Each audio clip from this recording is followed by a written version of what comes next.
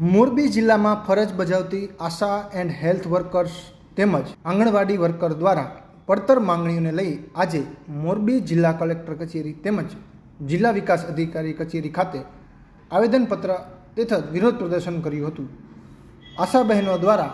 તેઓને મળવામાં આવતું વેતન લઘુત્તમ વેતન મુજબ ચૂકવવામાં આવે, તેઓને તમામ પ્રકારના ચૂકવણાઓ 1 થી 10 તારીખ વચ્ચે ચૂકવવામાં આવે, અગાઉ જે ચૂકવણા લાંબા સમયથી બાકી છે તે ચૂકવણાઓ વહેલી તકે ચૂકવવામાં આવે, તેમજ રાજ્ય સરકારના પરિપત્ર મુજબ અઠવાડિયામાં 5 દિવસના સમયમાં રોજના 2 કલાક જ કામ કરવાનું છે તેવા અલગ અલગ માંગણીઓ છે તે મુજબની માંગણીઓ પૂર્ણ કરવામાં આવે તેવી માંગણી કરી હતી। તો આંગણવાડીમાં કામ કરતી આંગણવાડી વર્કર બહેનોએ પણ તેઓની પગાર વધારાની કાયમી કરવા મુદ્દે તેમજ અલગ અલગ લાંબા સમયથી જે માંગણીઓ છે તે માંગણીઓ પૂર્ણ કરવામાં આવે તેવી રજૂઆત જિલ્લા કલેક્ટર અને જિલ્લા વિકાસ અધિકારીને કરી હતી। આ બંને વર્કરોએ જો તેઓની માંગણી સ્વીકારવામાં નહીં આવે તો રાજ્યભરમાં 40,000 જેટલી આશા વર્કરો તેમજ આંગણવાડી વર્કર બહેનો દ્વારા ઉગ્ર આંદોલન કરવામાં આવશે તેવી પણ ચીમકી ઉચ્ચારી હતી। મારું નામ સંઘાણી રંજનબેન,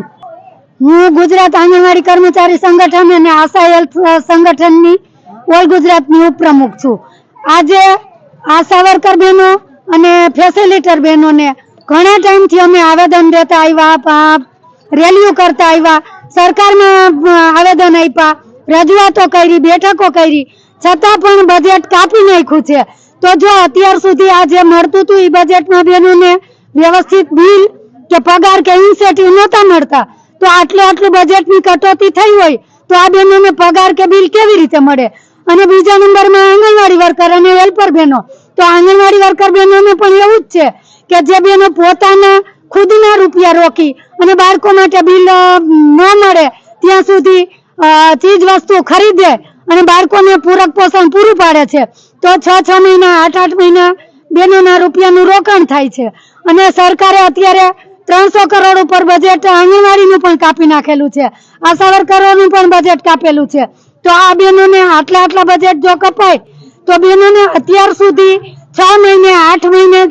જો બિલ મળતા હોય, મકાન ભાડા મળતા હોય, પગાર ન મળતા હોય, તો એ હવે જે આ બજેટ કપાણું તો એ બહેનોને ક્યારે મળશે એની શું ગેરંટી? સરકાર અમારું કાપેલું બજેટ પાછું આપે અને ઉપરથી બીજા બજેટનો સમાવેશ કરે અને બહેનોને માનદ વેતન છે એમાંથી એને કાયમી ન કરે તો કાંઈ નહીં, પણ જે ગુજરાત સરકારના નિયમ પ્રમાણે લઘુત્તમ વેતન 496 રૂપિયા છે